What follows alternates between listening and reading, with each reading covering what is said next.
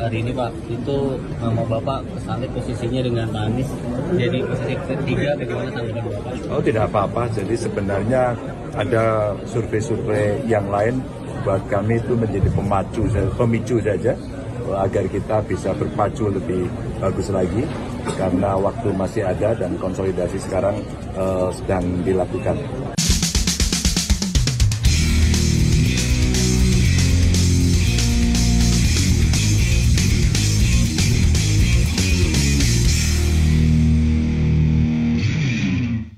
Halo, apa kabar? Saya sepertinya lumayan lama nggak bikin podcast ya. Mohon maaf karena memang sedang fokus di film. Jadi politik sementara ini hanya sekedarnya saja. Tapi hari ini ada topik menarik yang ingin saya sampaikan terkait beberapa lembaga survei yang secara tiba-tiba melonjakkan suara pasangan Prabowo Gibran. Dan terakhir, survei Litbang Kompas yang menunjukkan suara Prabowo Gibran ke angka 39%. Dan menariknya lagi, kalau saya bisa bilang aneh, adalah suara Ganjar Mahfud yang ada di angka 15%. Dan masih menurut Litbang Kompas, angkanya malah di bawah pasangan Anies dan Caimin yang malah ada di angka 16%.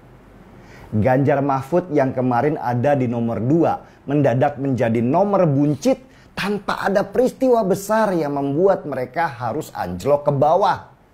Kalau misalnya ada peristiwa besar seperti waktu batalnya U20 digelar kemarin, itu masih masuk akal. Tapi ini sama sekali nggak ada apa-apa. Dan satu hal yang membuat saya tertarik lagi adalah jumlah undecided voters atau pemilih yang belum menentukan pilihan atau sering disebut sebagai pemilih bimbang. Angka mereka itu tinggi sekali, hampir 30% atau tepatnya 28%. Pertanyaannya nih, kenapa jumlah pemilih bimbang ini jauh lebih tinggi dari angka surveinya Ganjar Mahfud juga Anies dan Caimin?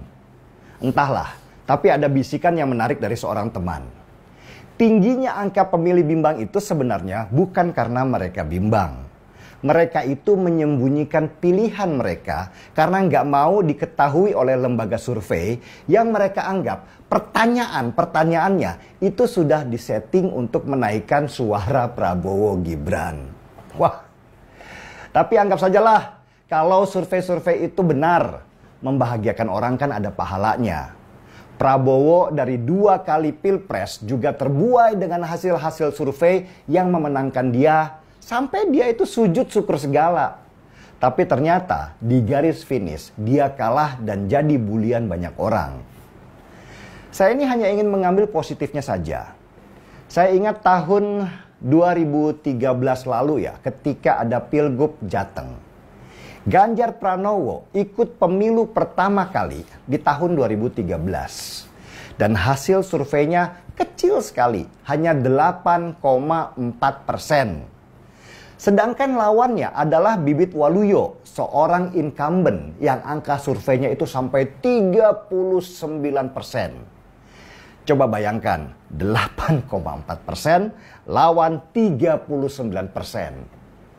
Bukannya tertekan dengan angka survei Ganjar yang sangat kecil, pendukung Ganjar di Jawa Tengah, juga PDI Perjuangan, malah ngamuk dan gerak di lapangan gila-gilaan. Dan hasilnya, Ganjar jadi gubernur di Jawa Tengah. Gila memang, dari angka survei 8,4%, Ganjar itu bisa menang Pilgub Jateng. Jadi apa pesan moral yang ingin saya sampaikan hari ini? Angka-angka survei yang beredar itu hanya prediksi saja. Dan anggap sajalah angka itu benar. Angka itu hanya berlaku jika pilpres terjadi di hari ketika survei itu dilaksanakan. Angka itu akan berubah-ubah sesuai dengan situasi di depan. Dan sejujurnya saya bilang, angka survei Litbang Kompas itu justru membuat pasangan Prabowo Gibran itu panik luar biasa. Mereka itu didukung oleh istana, didukung oleh logistik yang luar biasa besarnya. Bahkan kabarnya mereka juga didukung oleh aparat negara. Tapi ternyata sulit untuk bicara bahwa Pilpres 2024 ini hanya satu putaran. Dan ini buat pasangan Prabowo Gibran itu sangat berbahaya. Karena kalau Pilpres ini masuk putaran kedua, maka potensi Prabowo Gibran itu kalah menjadi sangat besar. Karena peluangnya menjadi 50-50 dengan pasangan lainnya. Apalagi kebuakan rakyat karena kecurangan di Mahkamah Konstitusi, karena intimidasi, karena politik dinasti itu semakin besar. Dan menumbangkan Prabowo Gibran sudah bukan lagi karena Pilpres ini adalah kompetisi. Tetapi bagaimana menumbangkan kekuasaan Jokowi yang makin kesini makin terlihat berat nafsu kekuasaannya. Sehingga dia menghalalkan segala cara. Jadi jangan pesimis lah melihat angka-angka hasil survei. Jadikan itu sebagai lecutan untuk bergerak lebih kompak lagi, lebih solid lagi, lebih terorganisir lagi, dan lebih masif di daratnya. Situasi bisa sangat berubah, Ganjar bisa rebound. Fokus aja kita pada putaran kedua, nanti di putaran kedua baru kita hajar mereka habis-habisan. Setuju? Selamat berjuang, wahai para pemenang. Yang kita lawan sudah bukan Prabowo, bukan Gibran, dan bukan juga Jokowi. Yang kita lawan adalah bangkitnya Orde Baru yang jika mereka berkuasa akan membungkam demokrasi kita yang diperjuangkan oleh bapak, kakak, dan para mahasiswa di tahun 1998 dengan darah dan nyawa mereka.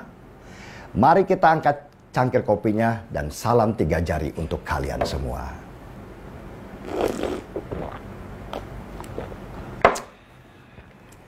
Gaspol.